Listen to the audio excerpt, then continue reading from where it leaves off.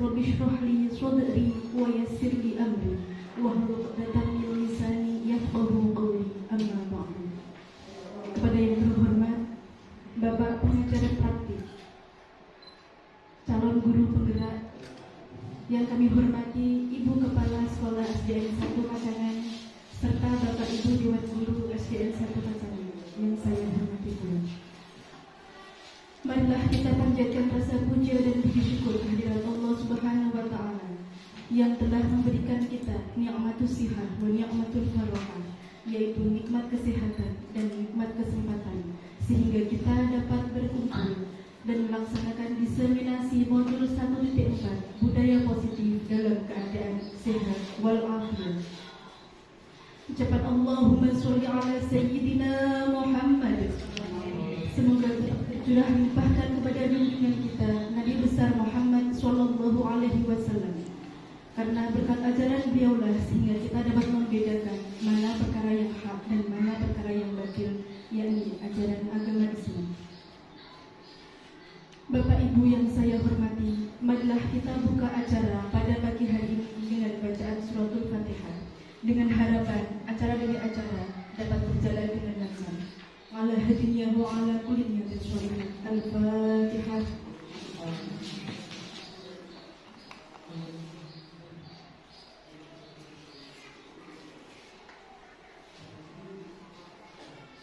Terima kasih disampaikan. Acara yang kedua, yaitu sambutan Kepala Sekolah kepada Ibu Tria Erminawati SPD, dipersilahkan.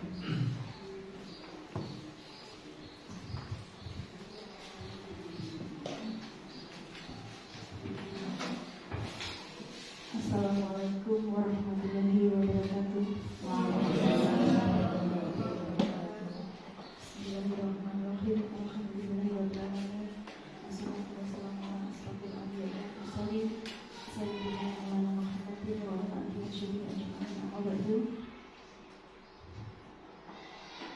Bapak Roni selaku pengajar praktek, Ibu Kepala Sekolah TK Pertilika, dan beserta Bapak Ibu Guru SD Negeri 1 Pacangan yang saya hormati.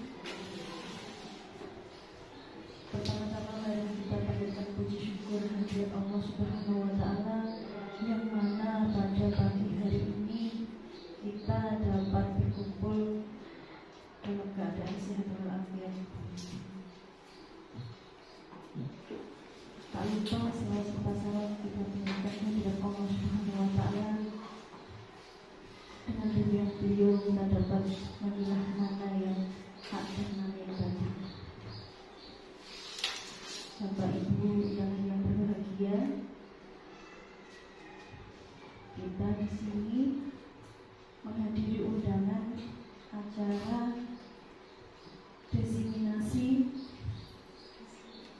modul 1.4 budaya positif yang telah dilaksanakan teman kita Bu Leli yang telah mengikuti CGB. Nah, semoga nanti acara ini berjalan dengan lancar dan kita semua tergerak untuk mengikuti CGB ini. Semoga nanti misalnya kalau Bapak Ibu semua nanti ingin berniat untuk tambahan jabatan yang lebih tinggi. Karena apa? Di sini adalah CGB ini sebagai syarat kita untuk misalnya mengikuti atau bukan kepala sekolah itu juga harus melalui CGB ini. Jadi kalau kita tidak mengikuti, otomatis nanti ini misal kita menjadi kepala sekolah itu adalah hanya satu periode saja, dan selanjutnya kalau misalnya tidak mengikuti itu nanti akan kembali lagi ke sebagai guru.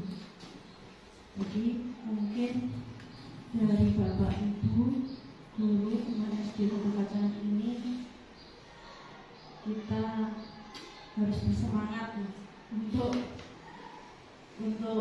berlomba-lomba untuk mengikuti calon guru penggerak.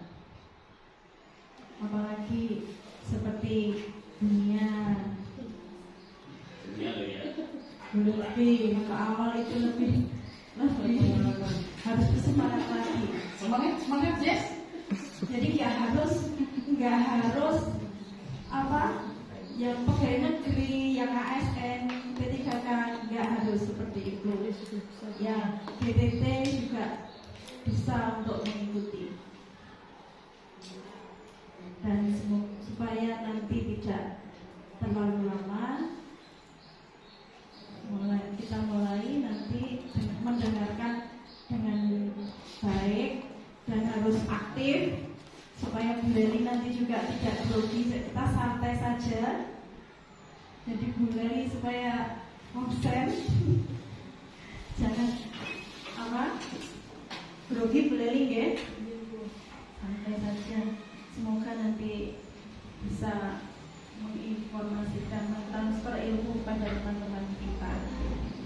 Sekian dari saya, ada kurang lebihnya saya mohon maaf, saya akhiri.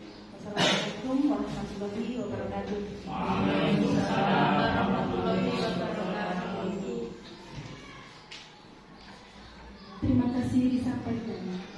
Acara selanjutnya sambutan pengajar praktik kepada yang terhormat Bapak Ahmad Syarwani, dipersilakan.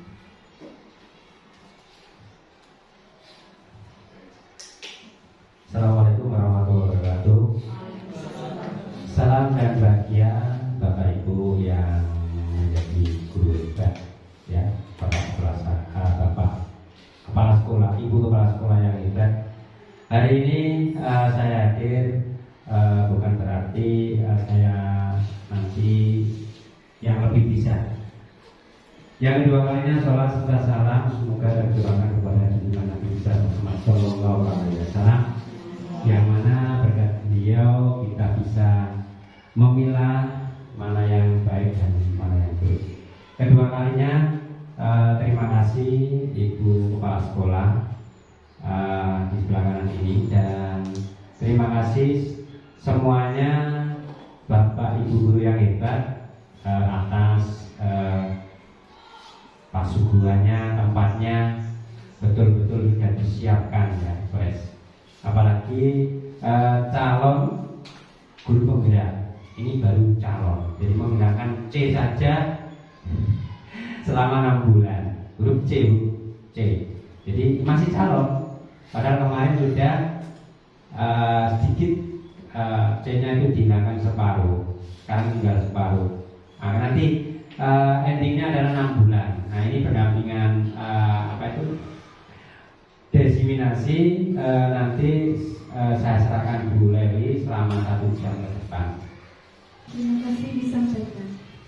Acara selanjutnya diseminasi modul 1.4 budaya positif oleh Ibu Leli Dwi Nuraini SPD. Kepada Ibu Leli Dwi Nuraini SPD dipersilakan.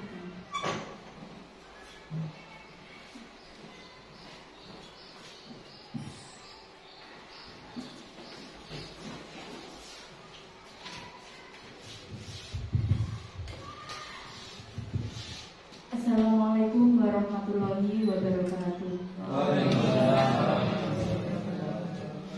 Kepada yang terhormat Ibu Kepala Sekolah SD Negeri 1 Kacangan, yang saya hormati Bapak Ahmad Syarwani sebagai pengajar praktik, dan teman-teman yang saya banggakan. Di sini saya akan menyampaikan diseminasi modul 1.4 budaya positif pada pendidikan guru penggerak angkatan 7 Provinsi Jawa Timur. Saya di sini bukan lebih pandai atau lebih pintar dari Bapak Ibu semua. Saya di sini hanya ingin berdiskusi, belajar bersama dengan Bapak dan Ibu. Saya yakin untuk pengalaman saya masih sangat jauh dari Bapak Ibu semuanya. Ya, Jadi saya harap ini sebagai kita ajang diskusi bersama untuk membahas budaya positif yang ada di sekolah kita khususnya. Sebelumnya, saya ingin bertanya, bagaimana kondisi di sekolah kita khususnya antara guru dengan guru, bagaimana tegur sapanya, bagaimana kebiasaan-kebiasaan baiknya antara guru dan murid, antara murid dan murid. Nah, nanti kita akan melihat jawabannya, nanti bisa kita jawab sendiri setelah kita melakukan diskusi ini. Ya, bisa kita mulai. Perkenalkan, nama saya Leli Dwi Nur Aini dari SD Negeri 1 Kacangan, Kecamatan Modo, Kabupaten Lamongan, Provinsi Jawa Timur. Di samping kanan saya ada Bapak fasilitator saya, yaitu Bapak Agus Salim Mulyadi. Beliau yang membimbing saya selama pendidikan guru penggerak. Sebelah kiri saya ada Bapak Ahmad Syaroni sebagai pengajar praktik. Beliau selain membimbing juga mendampingi saya saat saya praktek ataupun praktek di sekolah. Untuk capaian modul ini diharapkan ada beberapa capaian umum dan capaian khusus. Yang pertama, memahami konsep pendidikan menurut Ki Hajar Dewantara dihubungkan dengan konsep budaya lingkungan positif di sekolah yang berpihak pada murid. Yang kedua, melakukan evaluasi dan refleksi tentang praktik disiplin dalam pendidikan Indonesia secara umum untuk mendapatkan pemahaman baru mengenai konsep disiplin positif untuk menciptakan murid dengan profil pelajar Pancasila. Saya yakin hal ini sudah tidak asing di telinga kita. Dan yang terakhir, untuk capaian umum modul ini, memahami peran sebagai guru untuk membangun budaya positif dengan menerapkan konsep disiplin positif dalam berinteraksi dengan murid. Selanjutnya, capaian khusus pada modul ini yang pertama, mendemonstrasikan pemahaman calon guru penggerak mengenai konsep budaya positif yang ada di dalamnya. Terdapat konsep perubahan paradigma, stimulus respon dan teori kontrol, 3 teori motivasi perilaku manusia, motivasi internal dan eksternal, keyakinan kelas, hukuman dan penghargaan, serta 5 dasar kebutuhan manusia dan 5 posisi kontrol guru dan segitiga restitusi. Yang kedua, menerapkan strategi disiplin positif yang memerdekakan murid untuk menciptakan ekosistem sekolah aman dan berpihak pada anak. Dan yang keempat, menyusun langkah-langkah dan strategi aksi nyata yang efektif dalam mewujudkan kolaborasi dengan seluruh pemangku kepentingan sekolah agar tercipta budaya positif yang dapat mengembangkan karakter murid. Dan yang terakhir, bersikap reflektif dan kritis terhadap budaya di sekolah dan senantiasa mengembangkan sesuai kebutuhan sosial dan emosional murid. Sebelumnya, kita sebagai seorang guru itu hanya tugasnya itu menuntun sesuai dengan Bapak pendidikan kita, Ki Hajar Dewantara. Tugas seorang guru itu hanya menuntun untuk anak itu mencapai kebahagiaan yang setinggi-tingginya. Jadi kita tuh tidak memaksa, hanya menuntun. Posisi kita tidak sebagai anak-anak harus ini sesuai keinginan kita, tetapi kita hanya menuntun, mendampingi kemauan anak. Selanjutnya, Pak. Nah, saya punya 3 pernyataan. Yang pertama, hukuman dapat mendisiplinkan anak. Kira-kira Bapak setuju atau tidak? Setuju. Setuju? Setuju. Setuju atau tidak? Setuju. Setuju. Setuju. Yang kedua, pemberian hukuman dengan hal positif seperti membaca atau membersihkan halaman sekolah dapat meningkatkan disiplin anak. Setuju atau tidak? Bagaimana Bapak, Ibu? Untuk pernyataan yang kedua, pemberian hukuman positif, disuruh bersih-bersih, itu kira-kira Bapak dengan pernyataan ini setuju atau tidak? Bagaimana, setuju atau tidak dengan pernyataan kedua? Tidak ada benar, tidak ada salah. Nanti kita belajar bersama setelah ini. Aku membacanya setuju. Setuju ya? Yang ketiga, memberikan penghargaan dapat meningkatkan motivasi belajar anak. Setuju, Paul. Setuju ya? Kalau berarti nanti kalau tidak ada penghargaan, motivasi anaknya bagaimana? Saya lanjutkan ya. Nanti ini terjawab setelah kita melanjutkan. Ada 6 topik yang akan kita bahas. Yang pertama, disiplin positif dan nilai-nilai kebajikan universal. Yang kedua, teori motivasi, hukuman, penghargaan, dan restitusi. Yang ketiga, keyakinan kelas. Yang keempat, kebutuhan dasar manusia dan dunia berkualitas. Yang kelima, restitusi sebagai 5 posisi kontrol. Dan yang terakhir, restitusi, yaitu penerapan segitiga restitusi. Lanjut. Kita masuk topik yang pertama, disiplin positif dan nilai-nilai kebajikan universal. Saya ada kegiatan ya di awal ini. Saya akan membagikan kertas. Monggo nanti berpasangan 2 orang. Yang satu nanti memegang kertas dulu. Sama Pak Willy. Awal sama Pak Wil. Kurang Pak Wil. Mbak Nia sama Pak Wil dan monggo. Ya.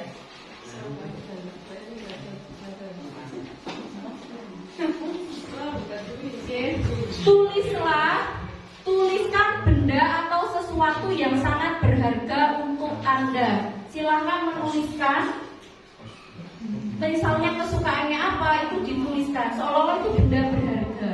Apakah nama istrinya atau nama suaminya? Benda apa? Ya kan benda ini hanya ilustrasi, kan diwakili oleh kertas. Jadi itu boleh menuliskan, terserah silakan. Setelah dituliskan, letakkan di salah satu tangan genggaman. Buatlah sebuah kepala. Silahkan dibuat genggaman, ya. Diremas sampai membentuk seperti bola. Ya, kertasnya langsung diremas kan sudah. Jenengan tulis. Itu benda berharga. Jenengan genggam sekuat tenaga. Ya terserah, nggak apa-apa. Terus? Sudah. Lah tadi kan berpasangan. Teman B akan mencoba sekuat tenaga dengan berbagai cara untuk meminta Anda memberikan benda. B membujuk, mengancam, menghardik, merayu ataupun menyuap agar dapat membuka kepala tangan Anda. Silakan. Silakan bagi yang tidak memegang kertas, ambil bujuk yang memegang kertas itu sampai. Ya, kira-kira bagaimana? Itu apakah bagi yang membawa kertas, kalau itu memang berharga untuk Anda, berarti Anda akan bagaimana?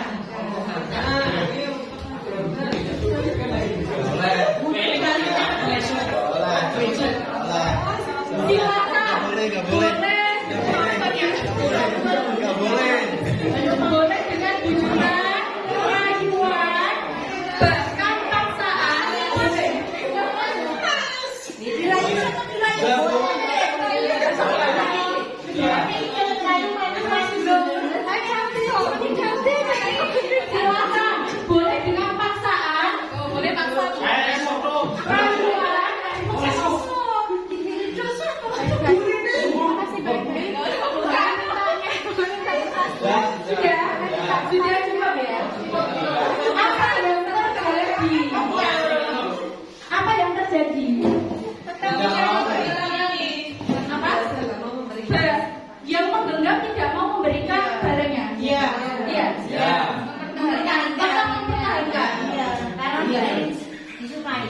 Nah, itu sama halnya saat Anda berhadapan dengan siswa.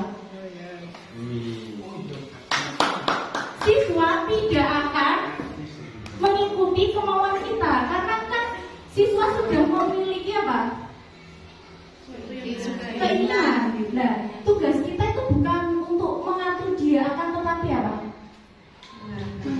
Ya, menuntun. Kembali lagi ke kata kunci yang pertama. Sama halnya kita kalau ingin merubah siswa dengan cara apapun, kalau tidak ada kemauan ya khususnya siswa itu akan mempertahankan keinginan itu tadi seperti hal berharga itu tadi. Oke, sudah mulai terbuka nih. Ya, apa yang saya maksud? Selanjutnya Pak Wil. Nah, perubahan paradigma ini yang harus kita rubah menurut teori kontrol atau teori pilihan atau ilusi kontrol. Ilusi guru mengontrol murid itu tidak ada. Ya. Yang kedua, ilusi bahwa kritik dan membuat orang bersalah dapat menguatkan karakter. Ilusi bahwa semua penguatan positif, efektif dan bermanfaat. Bahwa ilusi bahwa orang dewasa memiliki hak untuk memaksa. Meskipun Anda seorang guru lebih tua dari siswa, itu tidak ada hal seperti itu. Oke. Selanjutnya. Siapa sesungguhnya yang memiliki kontrol? Tadi siapa berarti yang memiliki kontrol? Ya, yang mempunyai benda tersebut. Kalau kita dengan murid berarti murid kita yang memiliki itu ya. Nah, kalau menurut teori stimulus respon, kita mencoba mengubah orang agar berpandangan sama dengan kita, sama dengan kita dengan anak didik kita. Anak didik mengikuti kemauan kita. Berbeda dengan teori kontrol atau pilihan, kita tidak memaksa atau mengubah cara pandang mereka, akan tetapi kita berusaha memahami pandangan orang lain tentang dunia. Kita menghargai siswa. Oke. Yang kedua, perilaku buruk dilihat dari suatu kesalahan. Saat siswa kita melakukan kesalahan, kita hanya melihat itu satu sudut pandang. Anak itu terlambat, berarti salah. Menurut teori kontrol atau pilihan, semua perilaku memiliki tujuan. Begitupun dengan anak itu. Anak itu pasti memiliki alasan kenapa mereka terlambat. Yang ketiga, orang lain bisa mengontrol saya. Kayak tadi ya, diharapkan bagi yang perebut itu guru kan, berharap lawannya tadi mau membuka kertas itu, padahal kan tidak. Ya, kan awalnya berharap seperti itu, seperti seorang guru. Guru berharap siswa itu mengikuti kita, apa kemauan kita. Tetapi pada teori kontrol dan pilihan, hanya Anda yang bisa mengontrol diri Anda. Siswa yang hanya bisa, guru tidak bisa. Yang nomor 4, saya bisa mengontrol orang lain. Sama saja dengan tadi ya, Anda tidak bisa mengontrol orang lain. Pemaksaan ada pada saat bujukan gagal. Awalnya kan tadi ngerayu, bukaan gitu. Ya. Awalnya ngerayu, tapi akhirnya setelah dirayu, diberi kata-kata manis ya, penanya tidak tetap membuka. Akhirnya apa? Rayuannya gagal. Dia terakhir apa? Memaksa, merebut. Menurut teori kontrol, kolaborasi dan konsensus menciptakan pilihan-pilihan baru. Seharusnya ada, tidak hanya merebut, itu ada cara lain. Cara apa nanti? Ada cara baik yang harus kita lakukan. Dan yang terakhir, model berpikir menang kalah. Ini sering terjadi, menang kalah ya tadi. Berarti nggak bisa merebut, kalah loh. Kalau di di kita itu kayak sebuah permainan. Nanti kan anak kalah menang. Peringkat. Nah, bisa seperti juga peringkat menang kalah. Padahal menurut teori pilihan atau teori kontrol, itu anak nanti modelnya berpikirnya tidak kalah lagi, tapi menang. Semua menang. Jadi terutama di kurikulum merdeka, anak itu tidak bisa langsung dijudge. Anak ini nggak bisa olahraga. Anak ini berarti kalah kan? Posisi di situ dia kalah dengan temannya. Padahal dia itu belum tentu nggak bisa di olahraga pendidikan agama Islamnya baik. Dia kan menang berarti, menang pada pendidikan agama seperti itu. Selanjutnya, disiplin positif ini kerangka berpikirnya seperti ini. Teori kontrol, teori pilihan itu menurut Dr. William Glasser, Anda itu tidak bisa mengontrol orang lain, hanya Anda yang bisa mengontrol diri Anda. Yang kedua, semua perilaku memiliki tujuan. Kayak tadi terlambat, itu pasti punya alasan. Anak melakukan apa, misalnya membuang sampah sembarangan, itu kan pasti punya alasan juga. Kita hanya melihat dari sisi buruknya, padahal anak itu juga memiliki alasan. Model berpikir menang-menang, kolaborasi, menciptakan pilihan baru. Kebutuhan kita berbeda, kita berusaha memahami pandangan orang lain tentang dunia. Setiap orang memiliki gambaran yang berbeda. Seperti halnya penilaian, misalnya saya membawa kardus ini, ada yang menganggap kardus ini tuh bagus, warnanya cantik, motifnya indah. Beberapa orang menyebutnya itu biasa saja model ini. Yang bagus itu yang ada gambarnya. Maka disiplin, belajar kontrol diri agar Anda tidak bisa mengontrol orang lain. Maka untuk belajar kontrol diri dengan menggali potensi kita agar tercapai tujuan mulia, yaitu sesuatu menjadi seorang yang kita inginkan berdasarkan nilai-nilai yang kita hargai. Ini sama halnya yang tadi ya, teori motivasi untuk menghindari hukuman, untuk mendapatkan imbalan. 5 posisi kontrol, nanti itu posisi kontrol guru. Apakah Anda sebagai penghukum, sebagai pembuat rasa bersalah, sebagai teman, pemantau, atau manajer. Nanti bisa kita aplikasikan dengan segitiga restitusi. Segitiga restitusi itu apa? Nanti kita bahas, ada 3 tahapannya. Yang pertama, menstabilkan identitas. Yang kedua, validasi kebutuhan. Dan yang terakhir, menanyakan keyakinan. 5 kebutuhan dasar manusia, yaitu yang pertama bertahan hidup, penguasaan, kasih sayang dan rasa diterima, kesenangan dan kebebasan. Selanjutnya, apa makna disiplin? Disiplin dapat diartikan sebagai belajar. Disiplin membuat orang menggali potensinya menuju sebuah tujuan yang dia hargai. Namun, pada budaya kita, makna disiplin telah berubah menjadi sesuatu yang dilakukan seseorang pada orang lain untuk mendapatkan kepatuhan. Kecenderungan umumnya yaitu menghubungkan kata disiplin dengan ketidaknyamanan, bukan dengan apa yang dihargai atau pencapaian suatu tujuan mulia. Padahal awal kata disiplin kan belajar. Tetapi, ya khususnya saya juga, sejak dulu kan sudah tertanam kalau disiplin itu tidak enak. Disiplin itu sesuatu yang tidak nyaman. Ya, ibarat itu bertolak belakang dengan diri kita. Kamu harus disiplin. Kita sudah, oh berarti aku harus seperti ini.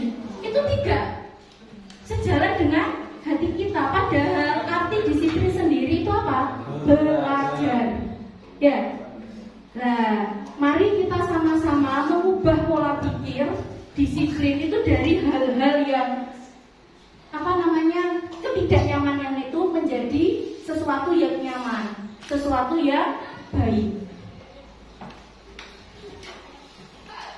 Nilai-nilai kebajikan universal, yaitu apa? Sifat-sifat positif manusia yang merupakan tujuan yang ingin dicapai. Nilai tersebut bersifat universal dan lintas bahasa, suku, bangsa, agama maupun latar belakang. Setiap perilaku atau perbuatan memiliki suatu tujuan menurut Dr. William Glasser pada teori kontrol. Dengan mengaitkan nilai-nilai kebajikan yang diyakini seorang, maka motivasi intrinsiknya atau motivasi yang ada dalam dirinya akan terbangun sehingga menggerakkan motivasi dalam diri untuk mencapai tujuan yang diinginkan.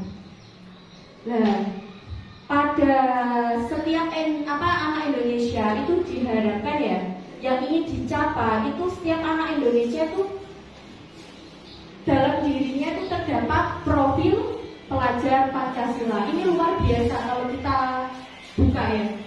Itu sudah ada elemen-elemen yang bisa dikatakan mewakili semuanya dari 5 profil dari profil pelajar Pancasila. Alhamdulillah untuk di SD kita sudah mengenalkan hal tersebut ya. Pembiasaan yang pertama, beriman bertakwa kepada Tuhan Yang Maha Esa. Dengan apa? Diadakan sholat zuhur berjamaah, sholat duha berjamaah, pembiasaan pembacaan Asmaul Husna sebelum pembelajaran dimulai. Itu sudah mulai menanamkan. Yang kedua, berkebinekaan global.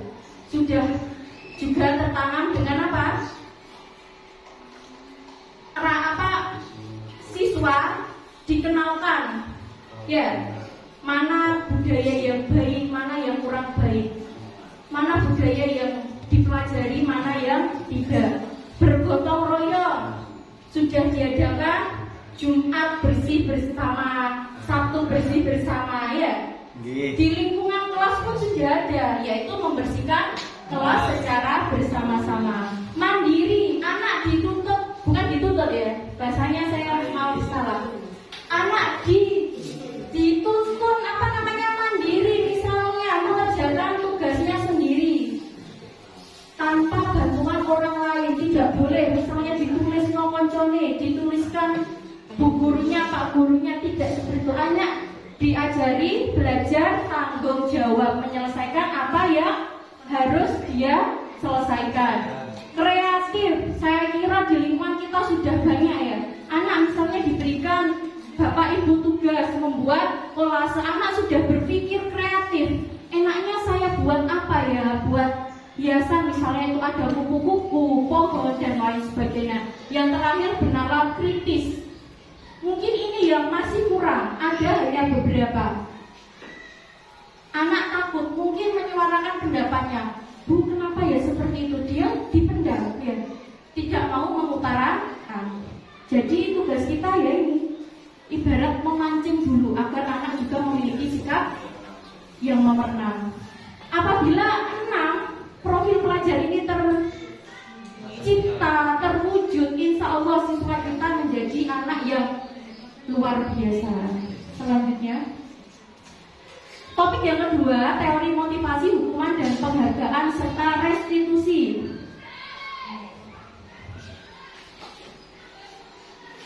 Teori motivasi perilaku manusia. Yang pertama, untuk menghindar ketidaknyamanan atau hukuman. Apa yang akan terjadi apabila saya tidak melakukannya? Mesti berpikir seperti itu.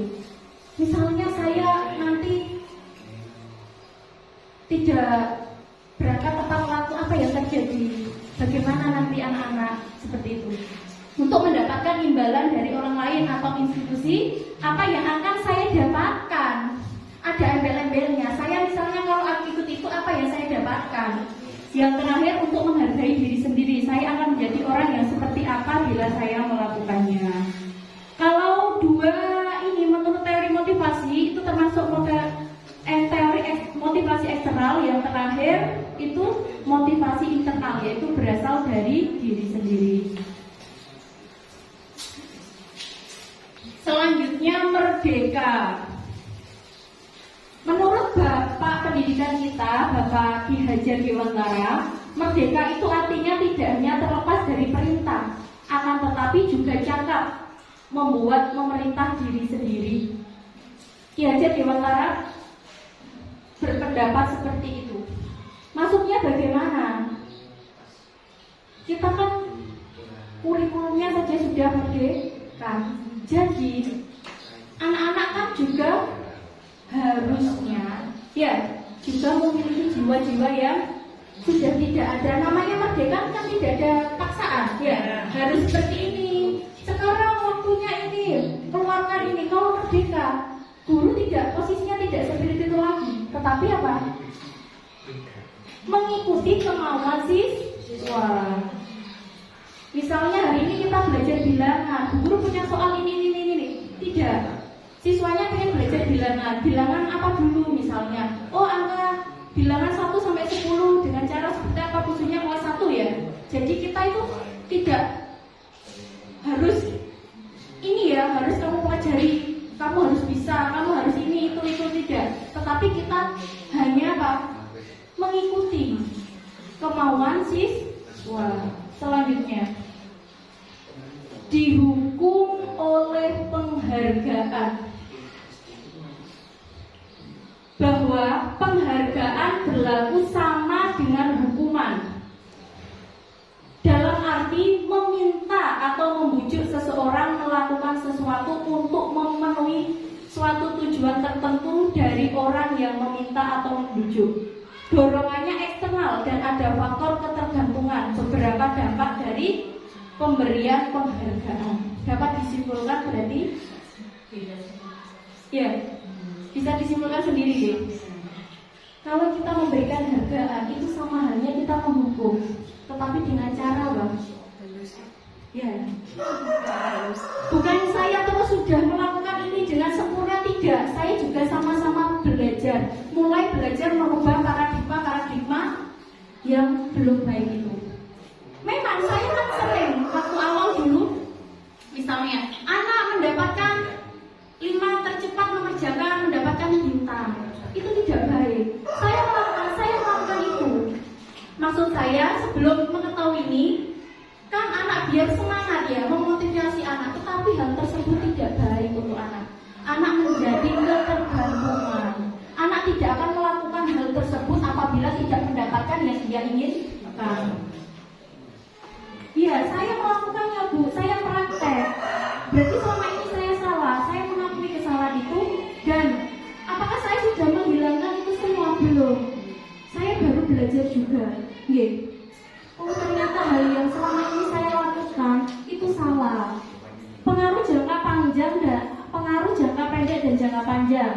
Penghargaan itu sama dengan menghukum. Penghargaan mengurangi ketepatan. Penghargaan tidak efektif. Penghargaan merusak hubungan. Bisa jadi, maksudnya merusak hubungan bagaimana? Jelas Bu, apabila antar siswa ya, yang mendapatkan bintang, ibarat biasanya teman baik ya, yang satunya dapat 5 bintang, yang satunya dapat 1 bintang, itu jelas ada rasa iri, ya. Iku enak ini kok 5, terus bisa jadi gumbuli lah. Itu terjadi pada siswa saya. Tugas saya sangat besar, merubah paradigma itu juga. Ya, ternyata hal yang selama ini saya lakukan salah.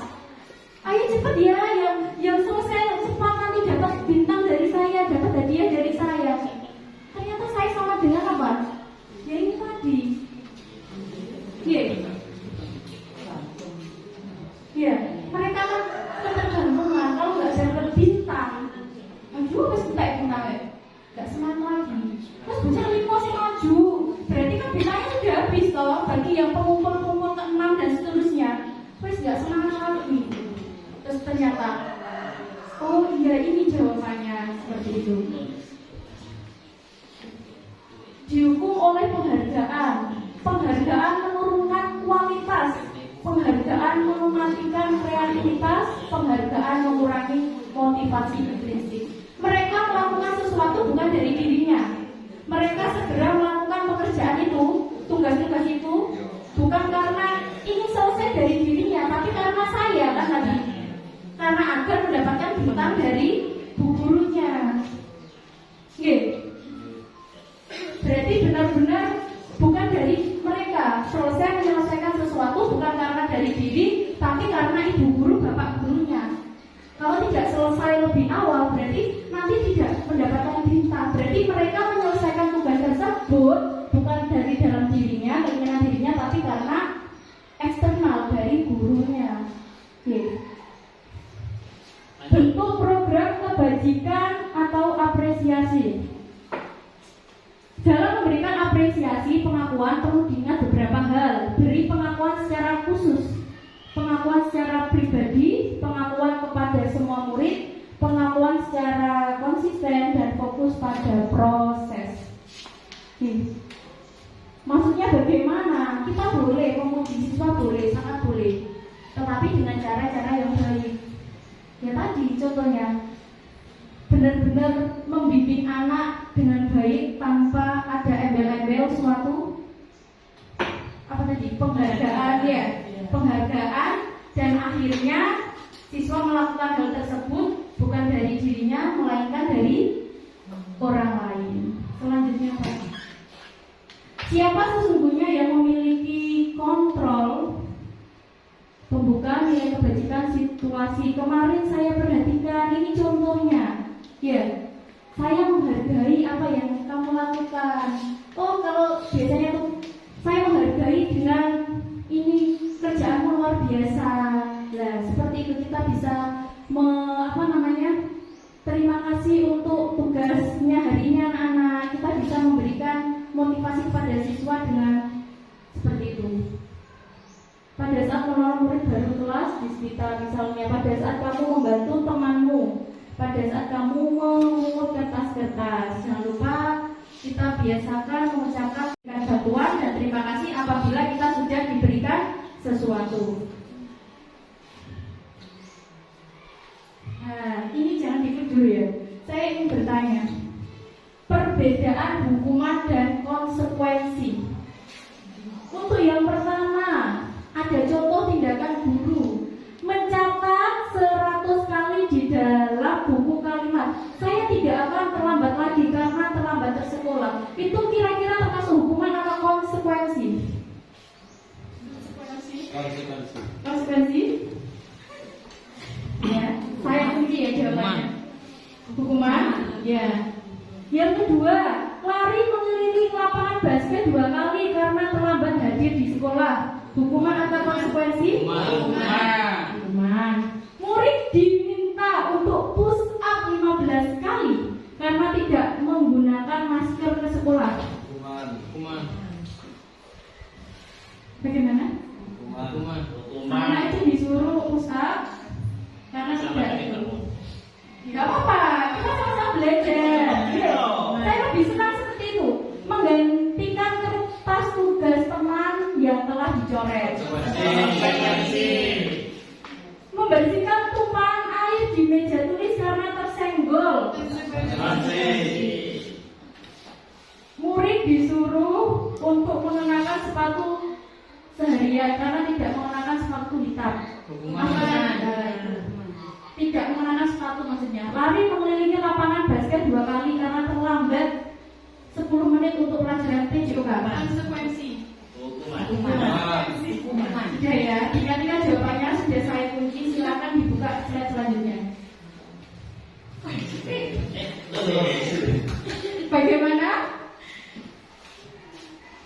Ternyata mencatat itu termasuk hukuman. Lari mengelilingi juga hukuman. Murid diminta push up juga hukuman. Menggantikan kertas itu konsekuensi. Membersihkan tumpahan air konsekuensi. Murid disuruh mengenakan sepatu hukuman dan mengelilingi lapangan basket terlambat termasuk konsekuensi. Selanjutnya Pak. Boleh bertanya Putri? Boleh. Apa nanti dibuka nggih? Sesi tanya jawab Pak ya. Biar nanti jadi satu. Nggih. Oke. Oke. Perbedaan hukuman dan konsekuensi. Jadi kompet semangat. Iya, saya sangat senang Pak apabila seperti ini. Nah, ini tadi perbedaannya. Kok bisa ya yang menulis 100 itu bisa dikatakan hukuman, sedangkan yang tadi disuruh apa tadi? Lari karena terlambat, itu kok bisa dikatakan konsekuensi, sama-sama menghukum. Perbedaannya ini. Maksudnya tadi kan kita jawabannya. Maksudnya ini, kalau hukuman sesuatu yang menyakitkan harus terjadi. Menyakitkan. Ya, disuruh nulis kan sebagai anak sangat sakit. Ya, capek ibu lah. Kalau konsekuensi sesuatu harus terjadi. Contohnya tadi saat terlambat, bisa jadi sebelum pembelajaran dimulai sudah ada keyakinan kelas pada pelajaran PJOK. Misalnya Bapak Ibu membuat keyakinan dengan siswanya, bagi siswa yang terlambat 10 menit nanti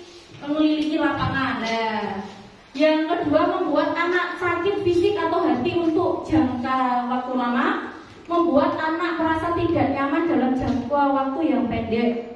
Anak membenci kedisiplinan, anak menghargai kedisiplinan. Bisa menghargai loh ya. Apalagi tadi menyobekkan berarti harus mengganti. Hukuman mendorong anak menyakiti diri sendiri, mendorong anak agar mudah menyesuaikan diri. Kalau hukuman konsep diri yang buruk, kalau konsekuensi konsep diri yang baik. Hukuman anak belajar untuk menyembunyikan kesalahan, anak belajar untuk mematuhi peraturan. Hukuman pasti ada rasa marah, bersalah, rasa dipermalukan, serta merasa tidak dihargai. Kalau konsekuensi kehilangan hak, dibuat tidak nyaman, diasingkan untuk sementara waktu saja. Saya kira sudah jelas ini ya, sudah terjadi perbedaan yang sangat mencolok. Selanjutnya Pak, nah kita ke restitusi. Restitusi itu apa? Yaitu proses menciptakan kondisi bagi murid untuk memperbaiki kesalahan mereka. Yang awalnya salah, tugas kita itu memperbaiki kesalahannya itu, sehingga mereka bisa kembali pada kelompok mereka dengan karakter yang lebih kuat, khususnya yang lebih baik. Restitusi juga proses kolaboratif yang mengajarkan murid untuk mencari solusi atau masalah mereka dan membantu murid berpikir tentang seperti mereka yang diinginkan dan bagaimana mereka harus memperlakukan orang lain. Lebih itunya seperti ini. Kalau restitusi itu lebih ini tadi kata kuncinya, anak sendiri yang harus mencari tahu apa yang harus dilakukan, bukan guru. Anak sadar diri. Apabila dia melakukan itu, apa yang harus dilakukan? Yang harus dilakukan itu bukan dari gurunya, bukan keinginan guru, tapi keinginan murid sendiri. Monggo lanjut. Kelihatan apa tidak ya? Aduh, aku keketok. Ya, coba saya itu jelaskan pelan-pelan. Full screen.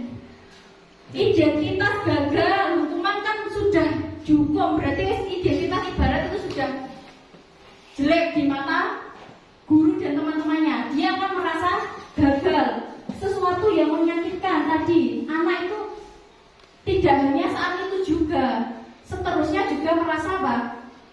Merasa tidak nyaman. Aku tahu Deko itu dimarahi bu guru gara-gara ikat isin, aku malu lah, seperti itu. Jangka panjang, korban mendapatkan keadilan, murid anak akan tersakiti perilaku pasif agresif.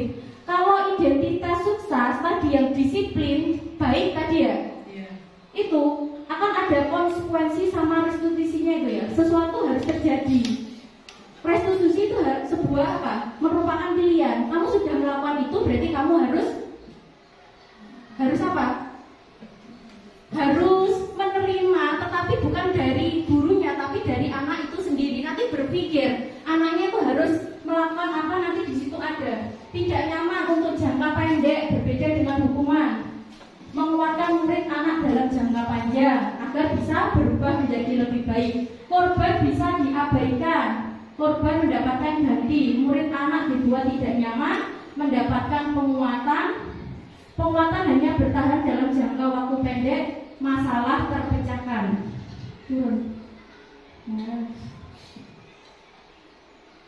Sistem tidak akan berjalan bila murid tidak takut. Ya benar, gak takut percuma loh. Kita menghukum dalam apapun, kalau murid tidak takut, sudah dihukum, muridnya tidak takut. Ibarat itu muspronya 2 kali kalau menurut saya. Saya sudah salah menghukum, yang dihukum seperti itu juga. Kan kayak apa ya? Sia-sianya 2 kali. Memperlakukan monitoring, supervisi. Kita mantau nanti kalau di disiplin itu murid belajar bertanggung jawab, berlaku hanya pada sebuah institusi, tidak kehidupan nyata, membantu penerapan, fokus pada pemecahan masalah jangka panjang. Peraturan adalah kamu harus, peraturanmu mampukah kamu melakukannya? Apakah kamu yakini, kamu yang bisa kamu lakukan? Kurang sedikit.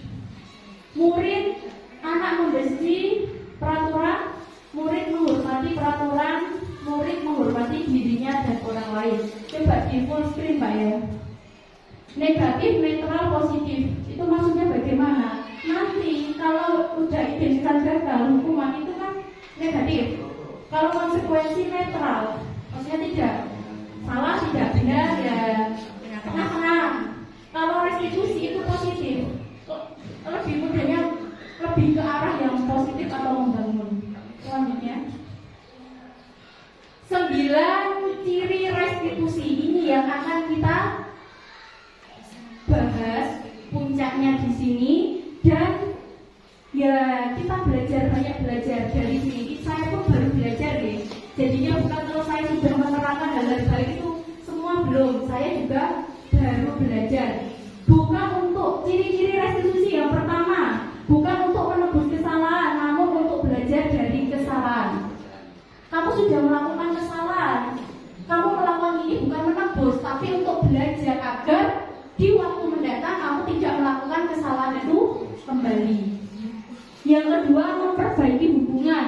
Hubungan siapa? Antara penghukum dan yang dihukum. Kalau kita, hubungan kita dengan murid. Kalau hukuman pasti terjadi tidak tidak itu antara guru dan siswa.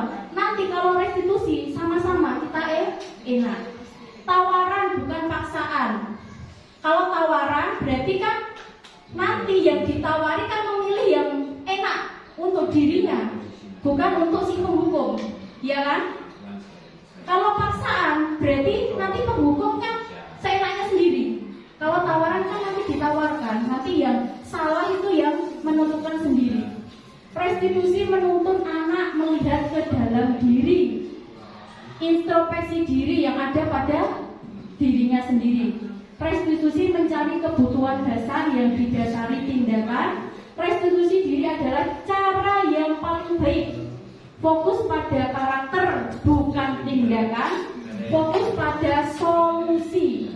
Dan yang terakhir, mengembalikan murid yang berbuat salah pada kelompoknya. Maksudnya anak yang salah itu saat sama-sama temannya cap habis dihukum, cap anak setelah melakukan kesalahan itu sudah hilang, sudah netral lagi saat sudah bergabung dengan teman-temannya.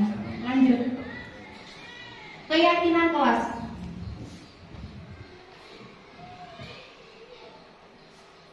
Tadi sudah disinggung sedikit oleh Bapak Roni ya.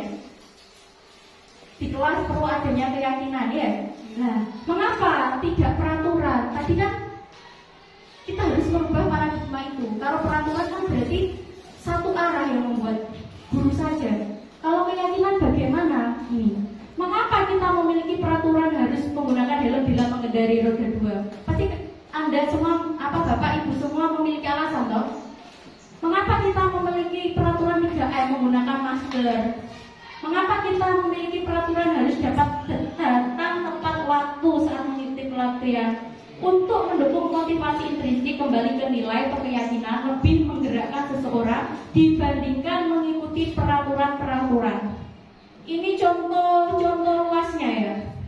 Yang pertama, mengapa kita memiliki peraturan harus menggunakan helm bila mengendarai kendaraan roda 2? Kira-kira apa jawabannya? Aman. Ya, agar tidak terjadi hal yang tidak diinginkan saat nauzubillah min dzalik jatuh ya. Terus, mengapa kita memiliki peraturan 3M? Mencuci tangan, menggunakan masker, dan berjarak. Kemarin waktu corona, kenapa kok seperti itu? Jaga diri. Yeah.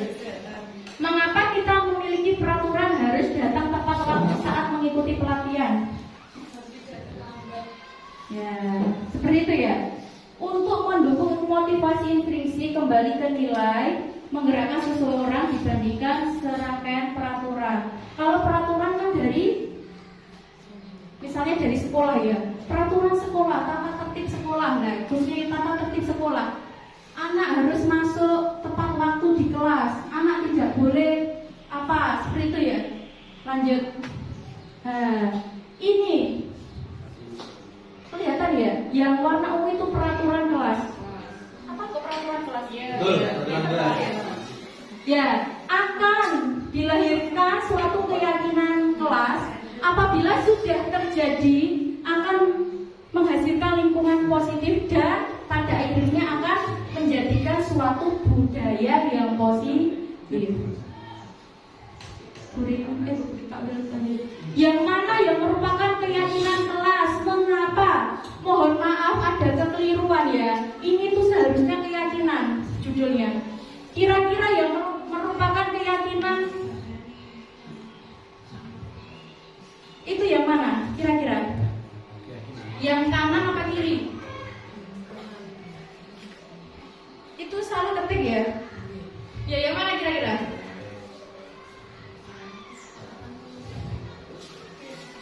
Kira-kira lah, bisa aja. Menurut Anda, Bapak Ibu, mana yang lebih baik antara yang kanan atau yang kiri? Kanan berarti yang ini. Oh, kalau dari sisi Bapak Ibu dari sini ya, yang ini. Ini. Lah, kenyataannya yang kita lakukan yang kanan apa yang kiri? Ya, kesepakatan kelas, datang tepat waktu, harus mengucapkan salam, menjaga kebersihan sekolah, berdoa sebelum dan sesudah kegiatan, aktif dalam pembelajaran. Memang ini peraturannya sangat baik, ya.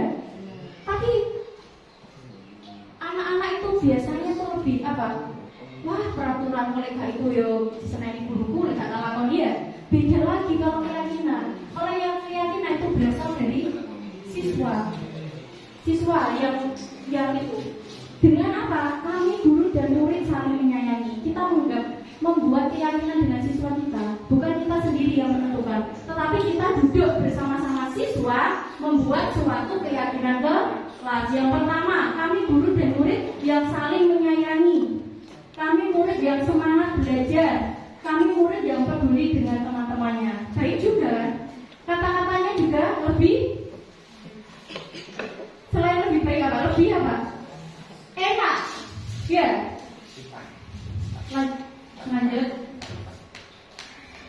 Lanjut Pak. Itu sama. Perbedaan peraturan dan keyakinan kelas. Selalu kembalikan buku pada tempatnya. Ini peraturan ya. Lanjut aja Pak, nanti itu ya. Kalau keyakinan berarti ditulis di situ nanti tanggung jawab. Saat anak-anak melakukan sesuatu, memindahkan, misalnya mengambil buku atau mengambil benda yang lain, harus dikembalikan. Itu kan sudah tertanam rasa tanggung jawab. Dilarang mengganggu orang lain, menghormati orang lain. Hadir di sekolah 15 menit. Menghormati orang lain, berkomitmen, dilarang melakukan kekerasan. Kita mengutamakan keselamatan serta menghormati orang lain, dilarang menggunakan narkoba. Kita mari hidup sehat, bergantian atau menunggu giliran, menghormati lain, ya orang lain dan bersabar. Gunakan masker, itu kesehatan, keselamatan, jangan berlari di kelas atau koridor, keselamatan dan keamanan. Selanjutnya. Ini saya sudah membuat keyakinan kelas pada kelas 1. Sebelumnya memang peraturan yang ada. Beberapa waktu lalu saya mencoba meminta siswa, mengajak siswa apa yang mereka inginkan. Ternyata meskipun kelas 1 dia tahu, tetap saya harus mancing. Misalnya datang tepat waktu ya.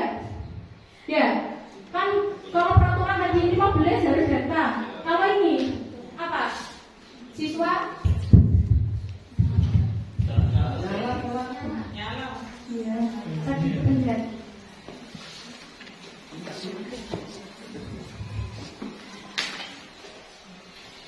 Ya tadi anak-anak, beberapa waktu lalu saya mencoba membuat keyakinan dengan siswa kelas 1. Alhamdulillah sudah baik dan sudah dilaksanakan. Yang awalnya tidak boleh bertengkar. Tadi saling menyayangi. Tidak hanya saling menyayangi dengan temannya, dengan gurunya juga. Engko apik karo koncone karo gurune gak seneng. Nah, seperti itu. Banyak contoh-contoh yang lain. Yang paling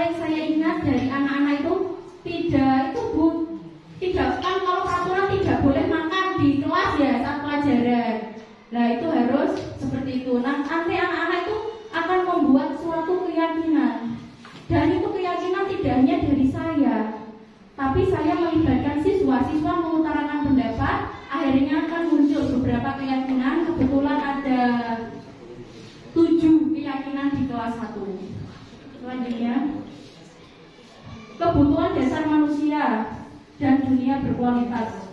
Kebutuhan dasar manusia pasti ya, kasih sayang dan rasa diterima. Setiap orang mesti memiliki ini, ya, membutuhkan itu, kasih sayang dan rasa diterima. Yang kedua, penguasaan, kesenangan dan kebebasan. Kasih sayang dan rasa diterima. Saat kita dengan siswa, kita harus apa? Memiliki ini semua. Atau siswa kan memiliki kebutuhan ini, jadi kita harus apa?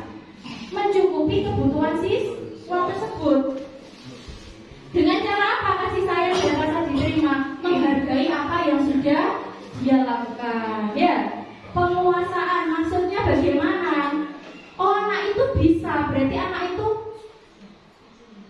kita berikan motivasi-motivasi yang lebih baik lagi, kesenangan. Kita memperhatikan dalam pembelajaran tidak hanya kita yang senang, ya, tetapi juga keinginan siswa itu apa, coba kita penuhi. Dan yang terakhir, kebebasan. Kita tidak mengekang apa anak sesuai dengan keinginan kita, tapi kita memberikan kebebasan, tapi kita tetap yaitu menuntun atau mengontrol. Nah, contohnya apa yang sudah saya lakukan? Adanya jadwal pelajaran, kan saya susun bahasa Indonesia, matematika, PKN. Kalau saya dulu kan harus urut bahasa Indonesia, matematika. Saya saat ini mencoba menawarkan, hari ini kalian pagi ini ingin belajar apa terlebih dahulu. Ada 3 pilihan mata pelajaran itu. Padahal yang pertama bahasa Indonesia, mereka memilih apa? Matematika. Saya mencoba menuruti. Ya, jadi anak-anak itu merasa didengar, merasa oh iya ya enak, kita sama-sama enak, guru enak juga, anak juga nyaman. Selanjutnya, kegiatan pembelajaran di kelas 1 saya mencoba melakukan tadi ya sesuai dengan keinginan mereka. Misalnya saya berikan tugas yaitu menggambar benda saya tidak menentukan benda yang disukai. Nanti anak-anak sudah bisa, oh saya senang pensil ya gambar pensil, saya senang balon menggambar balon. Itu sudah termasuk memberikan kebebasan. Ini juga belajar di luar kelas, permainan. Kita bisa melaksanakan tidak hanya di dalam kelas, tetapi memanfaatkan lingkungan yang ada di sekolah kita. Khususnya di SDN 1 Kacangan kan lingkungannya juga memiliki lapangan yang luas, jadi kita bisa memanfaatkan itu. Pojok baca, membaca tidak hanya di mejanya masing-masing, bisa di pojok kelas maupun di luar kelas. Selanjutnya, 5 posisi kontrol seorang guru.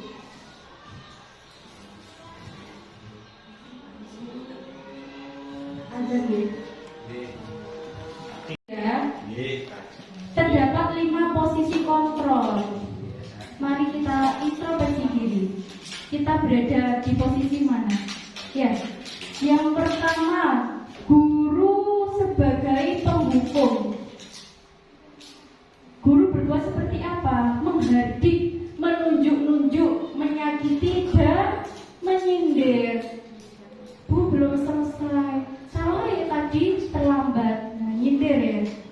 Kalau pembuat merasa bersalah,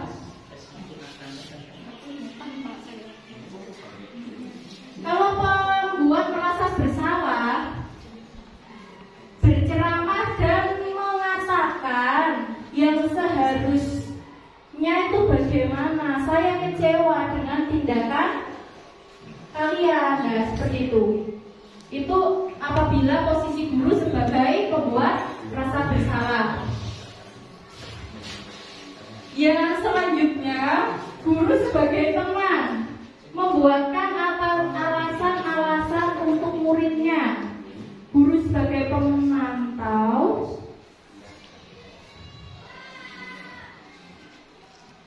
menghitung dan mengukur. Guru sebagai manajer, mengajukan pertanyaan-pertanyaan. identitas gagal atau dari luar menghindari hukuman. Kalau ini berhasil dan sukses mengharapkan imbalan atau bergantung pada orang lain. Apabila kita pada posisi dua ini ya, nanti anak itu mau harapan kepada orang lain. Dan kalau guru kita sebagai manajer itu menghargai diri sendiri atau diri muridnya. Selanjutnya, contohnya, kamu tidak melakukannya. Kalau kamu tidak melakukannya, awas ya, rasakan. Contoh kata-katanya ya. Kalau pembuat rasa bersalah, kamu seharusnya, kamu kan sudah tahu harusnya seperti apa.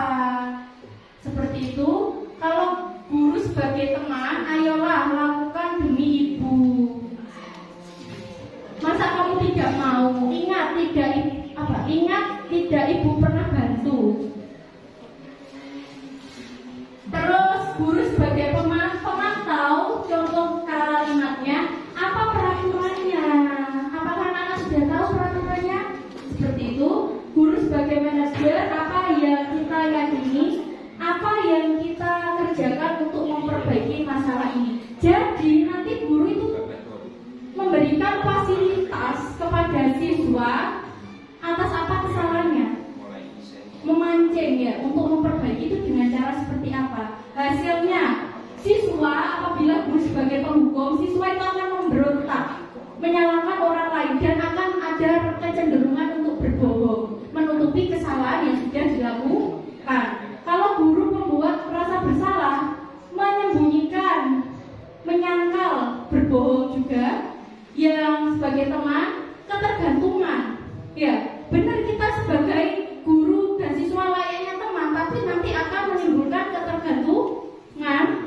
Dan apabila sebagai pemantau, menyesuaikan diri apabila diawasi. Misalnya bagaimana siswa itu akan berbuat baik apabila diawasi gurunya. Kalau tidak ada gurunya, sudah. Ya, misalnya ada kelas 1. Kalau ada saya diam. Ya, karena saya awasi. Tetapi kalau tidak ada saya, wes buyar. Enggak bisa dikasih tahu, enggak bisa menuruti enggak bisa yang di guru pengganti saya. Ya, mereka tidak akan itu. Jadi berarti itu sebagai guru pemantau. Dan yang terakhir menghargai itu menguatkan pribadi. Kaitan dunia berkualitas, murid meletakkan guru di luar di dunia berkualitas, murid meletakkan guru di dalam dunia berkualitas. Murid meletakkan guru sebagai orang yang sangat penting di dunia berkualitas. Tadi kan sebagai teman ya, murid meletakkan guru peraturan dan hukum dunia berkualitas. Murid mengaitkan dirinya sebagai individu yang positif dalam dunia berkualitas. Murid berkata, jawabannya murid ya, biarkan saja, nanti juga marah-marah lagi. Itu apabila kita posisi sebagai penghukum. Jelas siswa kita akan berkata seperti itu. Kalau pembuat rasa bersalah gara-gara, masa nggak kasihan ibu ya, nanti kan siswa merasa bersalah dong. Akhirnya apa? Maafkan saya bu, saya pikir bapak ibu teman saya ternyata begitu. Berapa banyak bintang yang harus saya peroleh? Bagaimana cara memperbaiki? Dampak pada murid. Kalau guru sebagai penghukum tadi, dampaknya mengulangi kesalahan. Yang tadi membuat rasa bersalah, merasa dia rendah diri. Yang tadi sebagai teman, lemah, tidak mandiri atau tergantung pada orang lain. Sebagai pemantau, menitik beratkan pada untuk hadiah dirinya. Dan guru sebagai mengevaluasi diri bagaimana cara memperbaiki sebagai manajer. Kira-kira posisi kita, posisi kontrol guru yang mana ya? Kira-kira Manajer. tidak pasti, sesuai dengan kondisi dan keadaan. Kira-kira prosentasinya kita posisi di mana? Sebagai penghukum kah? Pembuat rasa bersalah, teman, pemantau, atau manajer? Ya, tolong dijawab sendiri, nggih. Disimpan jawaban itu. Sudah, selanjutnya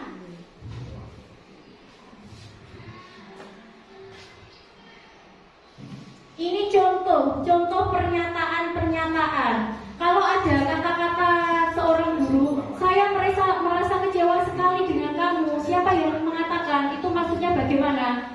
Itu kan guru sebagai pembuat rasa bersalah. Kamu tidak pernah benar melakukannya, penghukum. Ya toh? Ayolah, lah ini tadi belum saya kuningi ya. Ayolah lakukan demi ibu bapak. Berarti apa tadi? Tadi apa? Teman toh? Apakah kamu mau mendapatkan stiker bintang sebagai pemantau? Bagaimana kamu bisa menyelesaikan masalah ini? Bukan guru loh ya yang menyediakan solusinya, tetapi guru bertanya solusi kepada siswanya, yaitu guru sebagai manajer, dan yang terakhir kamu selalu yang paling terakhir sebagai penghukum. Selanjutnya, bergerak antara peraturan, pemantau konsekuensi nilai manajer memperbaikinya. Lanjut Pak. Segitiga restitusi, ini terakhir ya, topik kita yang terakhir. Apabila kita sebagai tadi apa? Yang terakhir manajer, ya kan otomatis kita itu menyelesaikan bukan dari kita ya, tadi saya sudah bilang. Nanti solusinya berasal dari siswa tadi itu sendiri, yaitu dengan menggunakan segitiga restitusi. Yang pertama yang harus kita lakukan yaitu menstabilkan identitas. Anak sudah melakukan kesalahan, kalau kita sudah melakukan restitusi ini, distabilkan dengan cara apa? Ini, kita memberikan penguatan. Contohnya, setiap orang pasti pernah melakukan kesalahan. Kamu bukan satu-satunya yang pernah melakukan ini. Nah, selanjutnya setelah menstabilkan,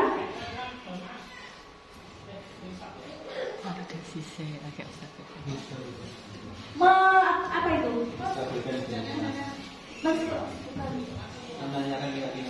Menanyakan keyakinan, ya. Ini dulu validasi, astagfirullahaladzim, validasi kebutuhan, ya. Tadi kan sudah menstabilkan. Maksudnya menstabilkan dari si pembuat salah tadi, guru menstabilkan dengan kata-kata ini. Anak-anak kan sudah merasa ya tidak buruk-buruk amat gitu deh, ya. Ininya itu ya. Terus, apakah cara yang lebih efektif untuk mendapatkan apa yang kamu butuhkan? Kamu tentu punya alasan mengapa melakukan ini. Terus menyatakan keyakinan, nilai-nilai apa yang telah kita sepakati, kamu ingin menjadi orang yang seperti apa. Selanjutnya,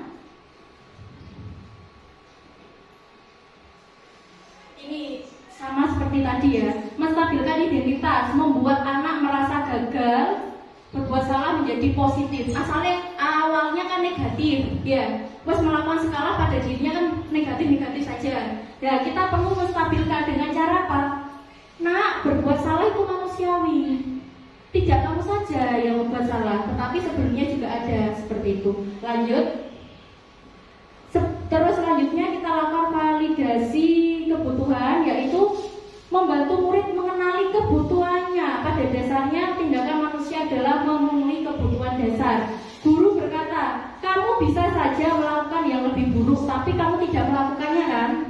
Kamu pasti punya alasan mengapa kamu melakukannya. Selanjutnya, saya kira sudah sama itu ya, menanyakan keyakinan. Tadi kan sudah distabilkan, bertanya keinginannya ya, keyakinan. Yang terakhir menanyakan keyakinan. Kita berkata apa nilai yang kita percayai di kelas ini, nilai-nilai universal apa yang telah kita sepakati. Apa yang kamu rasakan ketika kamu melakukan itu, kamu menjadi orang yang seperti apa.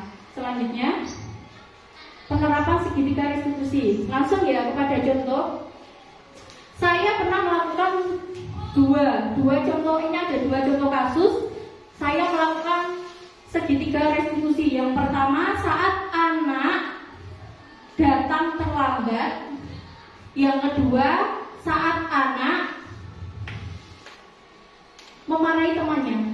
Ya, mari kita langsung lanjut. Ada videonya. Dulu, Pak.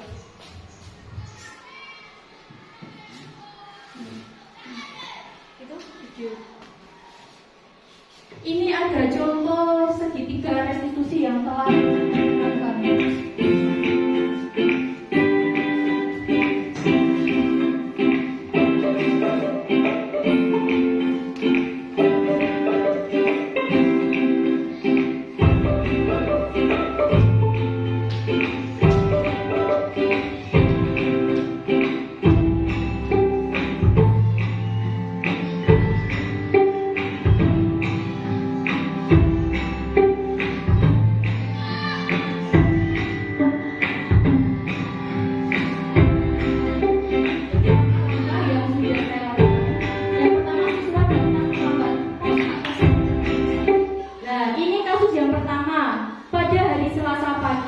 Pembelajaran di kelas 1 sudah mulai, ibu guru menanyakan kehadiran siswa. Tiba-tiba terdengar ada yang mengetuk pintu dan mengucap salam. Assalamualaikum warahmatullahi wabarakatuh. Ibu guru dan semua murid menjawab, Waalaikumsalam warahmatullahi wabarakatuh. Ternyata Mas Rasya salah satu murid kelas 1 yang datang.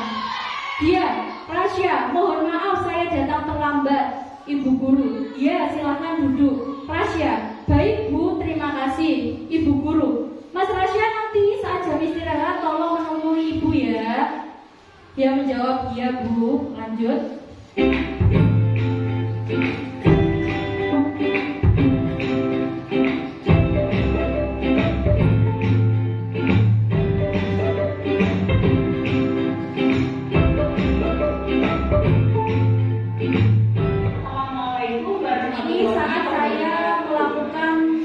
Restitusi.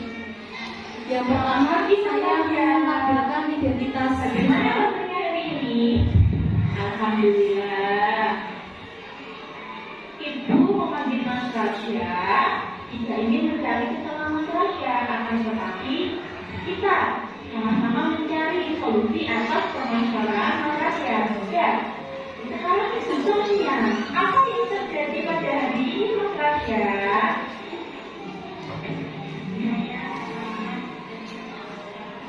Mas Rasya terlambat ke sekolah. Ya, setiap manusia pasti pernah melakukan kesalahan. Ya, akan tetapi kita bisa memperbaiki kesalahan tersebut. Ya, pasti Mas Rasya mempunyai alasan. Kenapa Mas Rasya?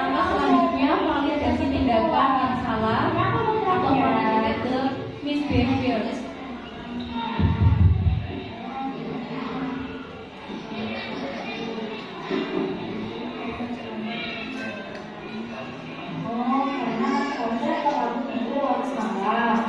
Ya, tentunya ada karena sebelumnya kita itu sudah membuat keyakinan untuk belajar tepat waktu. Kita pas tepat waktu. Di masyarakat apa yang harus dilakukan agar dapat datang tepat waktu ke sekolah? Ini saya mencoba untuk pada siswa yang memecahkan solusi itu.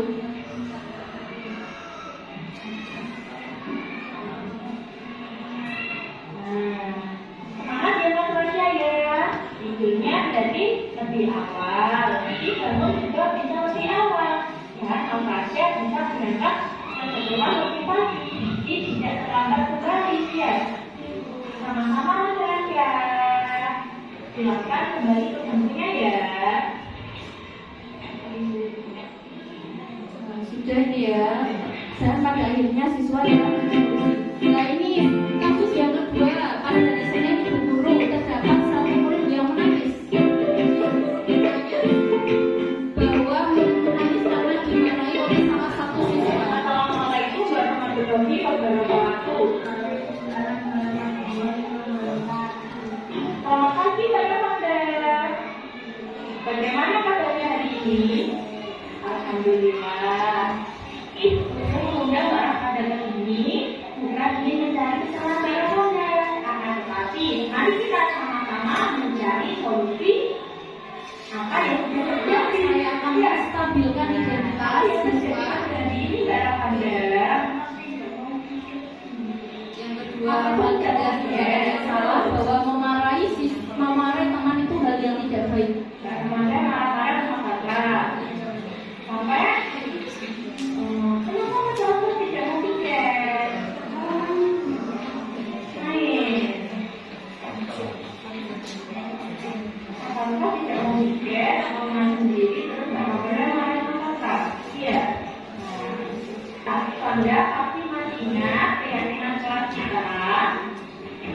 Dan yang terakhir menanyakan keyakinan, karena sebelumnya saya dan siswa sudah membentuk keyakinan bahwa kita harus saling menghormati dan menghargai sesama. Saling menyayangi dan menghargai satu sekali. Anda masih ingat ya, Nak? Untuk selanjutnya, apabila Anda ingin mengapresiasi guys harus seperti apa?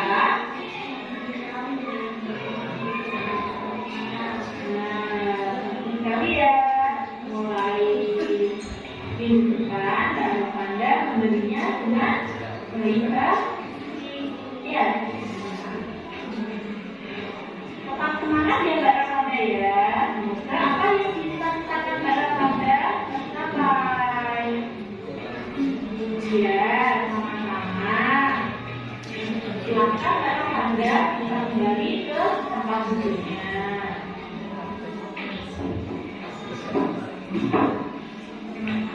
Silakan.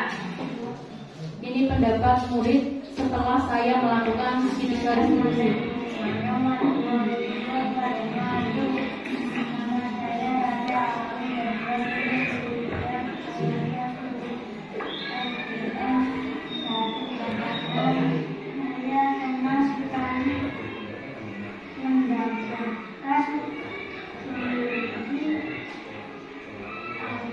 Jadi murid tidak dicap gagal, ya. Akan tetapi dia bisa menemukan perbaikan apa yang harus diperbaiki agar tidak terjadi kesalahan yang sama, serta siswa yang mencari solusinya sendiri.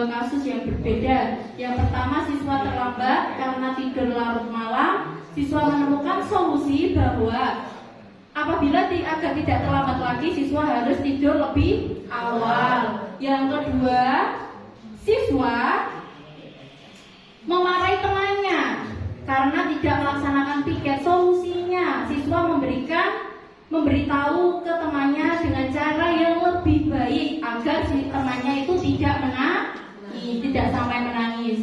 Full screen Pak.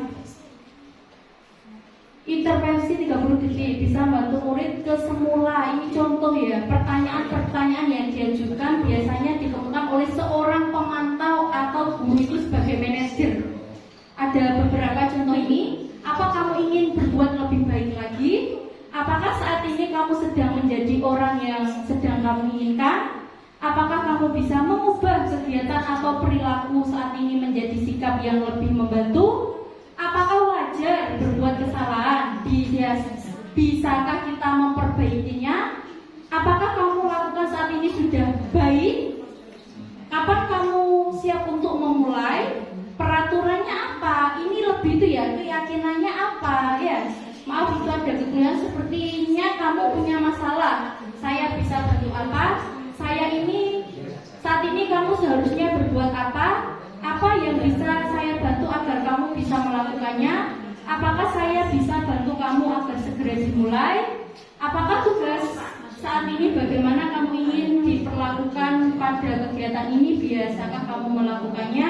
Apakah yang kamu inginkan? Peraturannya apa? Itu biasanya diucapkan oleh guru posisi sebagai pemantau atau posisi sebagai manajer selanjutnya. Mari kita merefleksikan diri. Hal baru apa yang mengubah paradigma saya yang saya dapatkan setelah mengikuti desiminasi ini? Perasaan apa yang muncul selama mengikuti sesi ini, khususnya mengenai makna disiplin dan motivasi intrinsik? Silahkan dijawab ya Bapak Ibu di hati jenengan masing-masing. Oke, dibuka saja Pak, sudah. Dan yang terakhir, oh belum. Sudah ya, ini sudah selesai materinya, sudah saya sampaikan apa yang saya pahami pada modul 1.4 budaya positif ini. Apabila ada Bapak atau Ibu guru yang ingin memberikan saran, masukan, pertanyaan, monggo. Nah, ada? Ya, monggo Bu.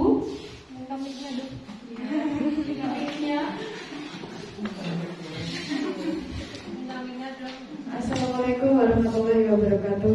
Waalaikumsalam warahmatullahi wabarakatuh. Enggak sih di sini saja. Oh iya. Terima kasih untuk kesempatan bertanya yang diberikan Bu Leli kepada saya. Saya Ibu Nia Elisabida, kebetulan mengajar di kelas 4 SDN 1 Kajangan. Yang ingin saya tanyakan ada dua Bu Leli. Iya, silakan. Yang pertama, apakah ketika kita mengimplementasikan segitiga restitusi tadi, haruskah sesuai dengan langkah-langkahnya? Itu yang pertama. Untuk yang kedua, mengenai posisi kontrol tadi, yang terbaik adalah sebagai seorang manajer ya. Menurut pemahaman saya seperti itu kelihatannya. Akan tetapi ketika penerapannya sehari-hari, saya itu sering tidak pasti berada di posisi kontrol yang mana. Nah, yang ingin saya tanyakan, bagaimana cara kita itu agar tidak berada di posisi yang kurang tepat dalam menghadapi anak didik kita. Terima kasih. Itu saja yang saya tanyakan. Wassalamualaikum warahmatullahi wabarakatuh. Waalaikumsalam warahmatullahi wabarakatuh. Terima kasih banyak untuk pertanyaannya Bu Nia ya. Pertanyaan yang pertama, apakah pada segitiga restitusi harus diurutkan sesuai dengan apa? Langkahnya. Jawabannya iya Bu. Itu sudah paten, sudah pokok ya. Kita harus yang pertama menstabilkan identitas agar anak itu tidak merasa gagal. Dia itu salah lah, distabilkan dulu. Dari yang dia berpikiran kalau dia itu salah, aku gagal, aku salah, aku gagal, itu distabilkan. Selanjutnya, yang kedua, validasi kebutuhan. Dia melakukan kesalahan itu karena apa? Ya, karena apa? Setelah mengetahui kealasannya, yang terakhir kita menanyakan keyakinan. Keyakinan itu sebelumnya kita sudah memiliki keyakinan. Dia punya permasalahan, akhirnya dia berpikir kembali keyakinannya itu, oh seharusnya agar aku tidak seperti ini aku harus melakukan ini. Kayak tadi, agar tidak terlambat aku harus bangun lebih awal. Seperti itu. Bukan dari kita ya tadi, tetapi siswa sendiri yang menemukan solusinya. Bagaimana kembali? Apa? Iya, guru hanya mengingatkan, nanti siswa sendiri itu sudah menentukan apa yang harus langkah selanjutnya dilakukan. Seperti itu. Selanjutnya untuk pertanyaan yang kedua, tadi menurut Bu Nia yang paling baik manajer. Iya. Menurut saya juga seperti itu. Itu guru maha guru ya. Tetapi untuk mencapai itu, saya juga sangat susah ya. Nah, tidak bisa konsisten. Agar bisa konsisten seperti apa? Gak apa-apa, belajar. Karena apa? Pada akhirnya kita itu bukan dituntut ya. Guru yang baik adalah guru yang seperti itu. Ya, kita nggak apa-apa saat ini sebagai kita mungkin penghukum sudah jarang ya.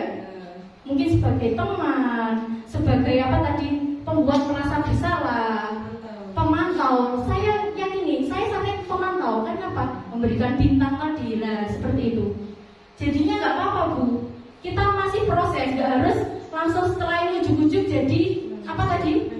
Manajer, proses. Yang awalnya penghukum, kita sudah meninggalkan penghukum. Terus sebagai merasa bersalah, dan pada akhirnya tujuan kita kan ingin loh anak kita bahagia.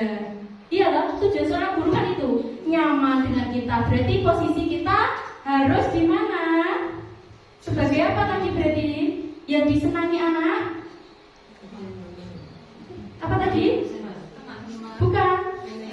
Tidak, sebagai manajer tidak mengejas anak salah, yang berbuat salah. Kita harus mengetahui kesalahan itu pasti apa? Tiap anak melakukan sesuatu pasti ada alasannya. Sudah? Barangkali ada pertanyaan lagi? Monggo silakan. Sudah saya Bu. Ya.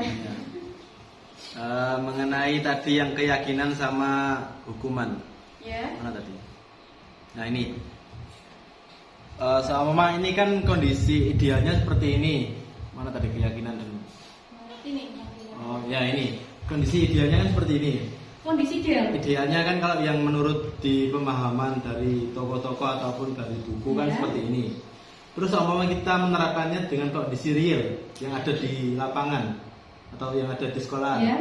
itu kan tidak lebih dari hukuman yang kita terapkan. Apakah itu juga lebih baik? Apa kurang baik jawabannya seperti itu? Untuk Mengingat kita kan kondisi realnya seperti ini sekolahnya. Itu. Oke, terima kasih. Ya, terima kasih banyak ya untuk pertanyaan. Nah, untuk baik dan tidak baiknya pasti Anda sudah mengetahui jawabannya.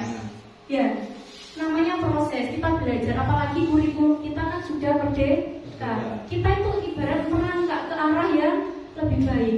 Kita menghapuskan, menghilangkan budaya-budaya yang kurang baik. Contohnya seperti ini. Ya, mengapa saya bilang kurang baik? Karena ini kan hanya satu arah. Guru yang membuat peraturan ini. Sedangkan tujuan goalnya, apalagi kurikulum merdeka, kebahagiaan anak setinggi-tingginya juga loh. Apalagi sudah terbentuk keyakinan kelas. Kalau keyakinan kelas bukan dari guru saja, tetapi melibatkan siswa. Mari duduk bersama membuat keyakinan kelas. Anak juga akan merasa dihargai, diperdulikan. Dia yang membuat keyakinan, pasti dalam dirinya juga tertanam. Berarti aku tidak boleh melakukan yang tidak ada pada keyakinan. Aku harus melakukan keyakinan tanpa paksaan. Kalau ini tadi kan embel-embelnya apa? Hukuman loh. Tata tertib disiplin hukuman. Nah, mari kita ubah. Kalau disiplin itu hukuman, tetapi hal baik yang harus dilakukan. Bagaimana? Dalam artian berarti kita bikin kontrak pembelajaran itu, ya Bu? Iya, keyakinan kelas tadi itu. Itu diperbolehkan apa enggak seperti itu? Iya, dan kita juga bersama dengan siswa. Misalnya pelajaran PJOK juga bisa seperti itu. Oke, bagaimana Pak Will? Oke, sudah puas. Sudah. Apakah ada yang ditanyakan lagi? Monggo silakan pertanyaan, masukan, kritik, saran. Bapak Alauddin, Ampun cukup. sudah cukup? Sudah nggih?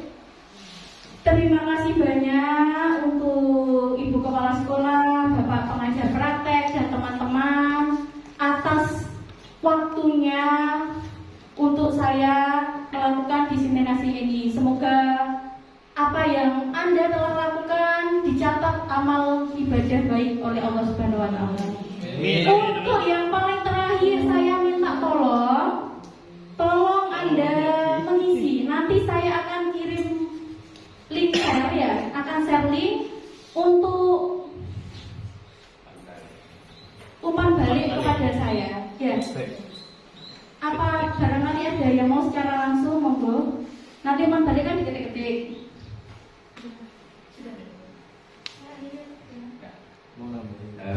Beri aplaus untuk Bu Leli.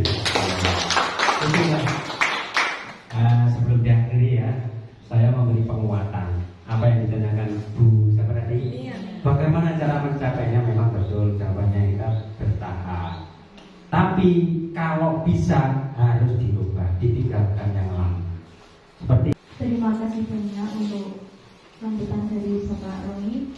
Untuk yang terakhir tadi ya, saya minta tolong Bapak dan Ibu Guru mengisi umpan balik yang saya berikan melalui link.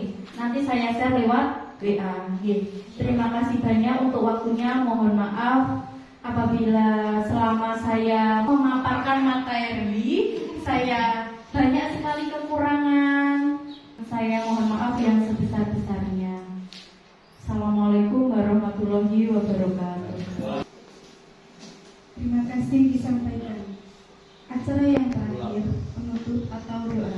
Sebelum doa dibacakan, saya sebagai pembawa acara, apabila ada kata-kata yang kurang berkenan di hati panjenengan, saya mohon maaf yang sebesar-besarnya. Akhirul kalam, ihdinas siratal mustaqim. Wassalamualaikum warahmatullahi wabarakatuh. Waalaikumsalam warahmatullahi wabarakatuh. Dan doa akan dibacakan oleh yang terhormat Bapak Aludin Maskuri. Pada Bapak Aludin Maskuri dipersilahkan. Assalamualaikum warahmatullahi wabarakatuh.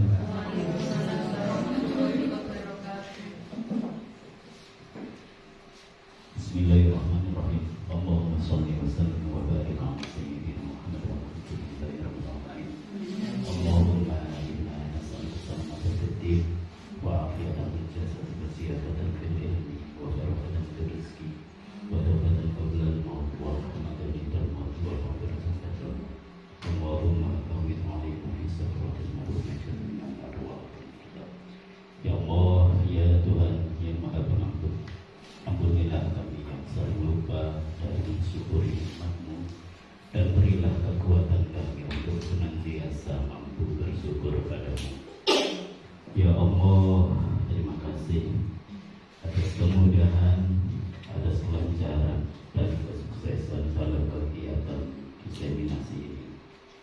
Ya Allah yang Maha Pemurah, berikanlah kami awak sehat segar kuasa, berikanlah kami rezeki turah-turah lumintu lancar berberkah, agar kami tetap bisa menjalankan tugas dan kewajiban kami. Ya Tuhan kami, perkenankanlah doa-doa kami, karena sesungguhnya Engkau yang Maha mendengar lagi Maha mengetahui. Rabbana atina fid dunya hasanah wa fil akhirati hasanah wa qina adzabannar. Subhana rabbika rabbil izzati amma yasifun